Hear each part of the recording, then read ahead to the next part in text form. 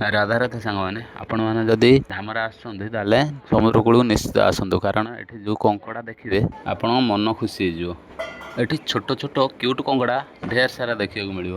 ଏଇ ଗୋଟେ କଙ୍କଡ଼ା ଦେଖନ୍ତୁ କେତେ ଛୋଟ, ଦେଖନ୍ତୁ ଆଉ ତା ଗୋଡ଼ ଦେଖନ୍ତୁ କେତେ ବଡ଼। ଛୋଟିଆ ଛୋଟିଆ କଙ୍କଡ଼ା କିନ୍ତୁ ବଡ଼ ବଡ଼ ଗୋଡ଼, ଲମ୍ବା ଲମ୍ବା। ଆରେ ହେଇ ପଳେଇଲା, ଆରେ ତ ଗୋଡ଼ଟା ନେଇଯା। ଆଉ ଏପଟେ ଅନାନ୍ତୁ, ଦେଖନ୍ତୁ ଯୁଆଡ଼େ ଅନେଇବେ ଖାଲି କଙ୍କଡ଼ା ଗାତ, ଆଉ ପ୍ରବଳ କଙ୍କଡ଼ା, ଛୋଟ ଛୋଟ କଙ୍କଡ଼ା ପ୍ରବଳ, ତାଙ୍କୁ ଧରି ହେଉନି ଏତେ ସ୍ପିଡ଼ ଦୌଡ଼ୁଛନ୍ତି। ଦେଖିବା ଏଇଠି ଗୋଟେ କଙ୍କଡ଼ା ଅଛି, ତାକୁ ସ୍ଲୋ କରିକି ଦେଖାଉଛି, ଦେଖନ୍ତୁ ଏ ଅନା ଅନା ଯାଉଛି, ଏ ଦେଖୁଛ ତ ଯାଉଛି। ଏଇ ଦେଖ ତା ଗୋଡ଼ଟା ଦେଖ କେତେ ବଡ଼ଟେ, ଦେଖୁଛ ସେ କଙ୍କଡ଼ା ଯେତିକି ଲମ୍ବା ତା ଗୋଡ଼ଟା ହେଉଛି ସେତିକି ଲମ୍ବା, ଦେଖୁଛ। ଦେଖ ଦେଖ ଦେଖ ଦେଖ କାମୁଡ଼ି କାମୁଡ଼ି କାମୁଡ଼ି, ଆଚ୍ଛା ଆଚ୍ଛା ଦେଖୁଛ। ଆମେ କିଛି କରିବୁନି ତୋର, ଆସ ଖାଲି ଜଷ୍ଟ ଦେଖିବା ତ। ଆଜା ଆଜା ଆଜା ଆଜା ଦେଖ ଆସିଗଲା, ଏଇ ଦେଖ କଙ୍କଡ଼ାର ଗୋଡ଼ ଦେଖୁଛ। ଏ ହେଉଛି ସମୁଦ୍ର କୂଳର ଆଖି, ଦେଖୁଛ ତ।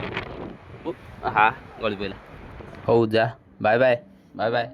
ସେ ତ ପଳେଇଗଲା, ଆମେ ବହୁତ କଙ୍କଡ଼ା ସହିତ ଏନ୍ଜୟ କଲୁ। ଆଉ ଯଦି ଆପଣମାନେ ଆସୁଛନ୍ତି ତାହେଲେ ନିହାତି ସି ବିଚ୍ ବୁଲିବା ପାଇଁ ଆସନ୍ତୁ, ବହୁତ ସୁନ୍ଦର ଜାଗା, ଏନ୍ଜୟ କରନ୍ତୁ, କଙ୍କଡ଼ା ସହ ଭିଡ଼ିଓ ବନାନ୍ତୁ। ଆଉ ଯଦି ମୋ ଭିଡ଼ିଓ ଭଲ ଲାଗିଛି କମେଣ୍ଟ ମାଧ୍ୟମରେ ଜଣାଇବେ। ରହିଲି।